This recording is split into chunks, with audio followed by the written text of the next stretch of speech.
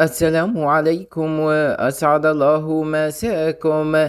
أعلن وزير التربية الوطنية منذ قليل النتائج الرسمية لامتحان شهادة البكالوريا دورة جوان 2026، حيث بلغت نسبة النجاح على المستوى الوطني 56.18%. وتوجت التلميذة قرومي بشرى هبة الله من ولاية تيارت شعبة تقني رياضي بالمرتبة الأولى وطنيا بعد إحرازها معدل 19.26، مؤكدة تفوقها الاستثنائي في هذه الدورة. وجاءت في المرتبة الثانية التلميذة نصر الله يقين من بلدية القبة بالعاصمة شعبة الرياضيات بمعدل مميز بلغ 19.20.